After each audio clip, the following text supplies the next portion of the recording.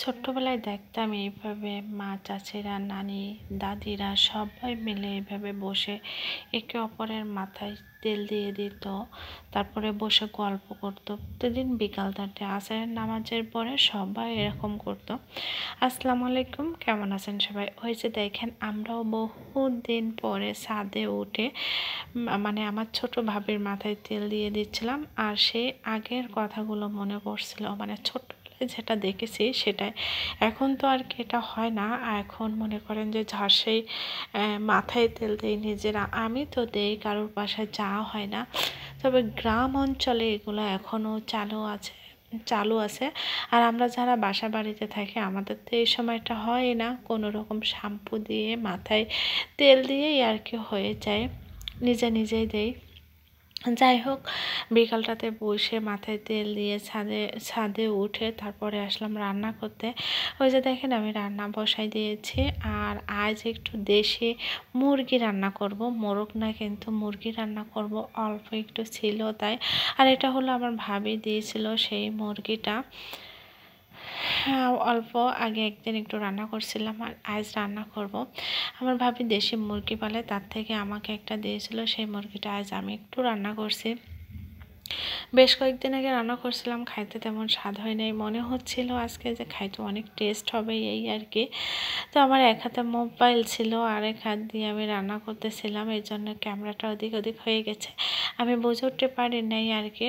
আর রমজানের সময় আমার গোশতটা খুব বেশি পছন্দ না, আমি খাইতে পারি না। তারপরেও আর কি রান্না করলাম, দেখি সেরিতে খাওয়া যায় কিনা, এই আর কি।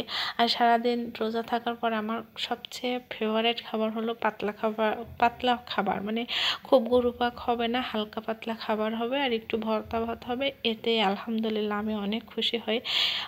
এই যে দেখেন, অল্প একটু করছিল, আর এটা এই যে রান্না বসাইছি।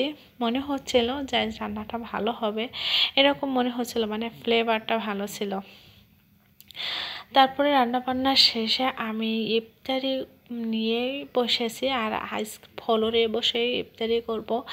কেননা অন্যদিন টেবিলে বসে ইফতারি করা হয়, কিন্তু মাঝে মাঝে আমার না ফ্লোরে বসতে খুবই ভালো লাগে। একটা প্রশান্তি নেমে আসে মনের মধ্যে, খুব ভালো লাগে। আর সাথে সাথে থাকে স্পিস ট্যাং, মানে স্পিস শরবত থাকলে মনে করেন যে সারাদিন ক্লান্তি শেষে মন ফুরফুরা এবং তুরতুরা হয়ে যাবে, মনটা একদম তরতাজা হয়ে যাবে। কি শান্তি! তার সাথে আমি একটু দিলাম ইসবগুল, চিনি, সব রকম দিয়ে আমি একটা শরবত তৈরি করব।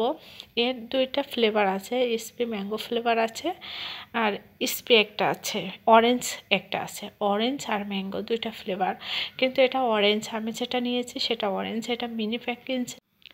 সুন্দর মতো করে আমি স্পেস শরবতটা গলে নিয়েছি, আর এর সাথে মনে করেন যে চিনি দিয়েছি, ইসবগুল দিয়েছি, আর পানি দিয়েছি। অন্যদিন আমি শরবত করি, কিন্তু চিনির পরিমাণটা একটু কম হয়ে যায় মিষ্টি, এই জন্য আজকে আমি মিষ্টিটা একটু বেশি দিয়েছি।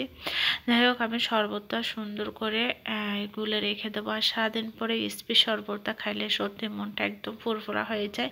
আমার কাছে খুবই স্পেস শরবতটা ভালো লাগে। আর এর সাথে আমি ইসবগুল একটু দিয়ে সুন্দর মতো করে একটা শরবত তৈরি করি, আর ঠান্ডা একটু পানি মিশাই। আর সাথে আমি চিড়াটা ভিজাই রাখছিলাম এর আগে থেকে। এতে হালকা পরিমাণে একটু চিনি দেবো, আর একটু লবণ দেবো সামান্য পরিমাণ দিয়ে। এটা আমি খেয়ে নেবো। আর ইফতারিতে আমার বেশি ভাজা পছন্দ না। আমি বেগুনি, পেঁয়াজু এগুলো আমি পছন্দ করি না। আমার আসলে সারাদিন পরে এত কিছু ভালো লাগে না। ছোলা ভাজাটা আর একটু মুড়ি হলেই আমার এনাফ, আর কোনো কিছুই ভালো লাগে না। আর সাথে খেজুর আর একটু ক্ষীরাই থাকবে। খেজুর আর ক্ষীরাই আর ছোলাই ভাজা, এতে আলহামদুলিল্লাহ আমি অনেক খুশি। আর একটা করে ডিম, আর 1 গ্লাস শরবত, এটা আমার খুব ফেভারেট। এছাড়া অন্য কিছু না। তারপরও আমার এখানে লবণ ছিল না, আমি আবার উঠে লবণ আনতে গেলাম।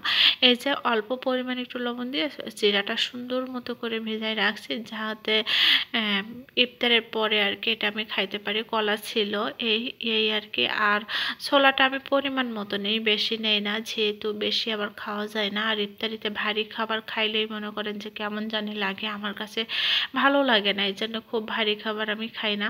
আর সব কিছু নিয়েই বসেছি, যেহেতু বারবার ওঠা চলাচল এগুলো আমার ভালো লাগে না, এই জন্য আমি সব কিছু নিয়েই বসেছি।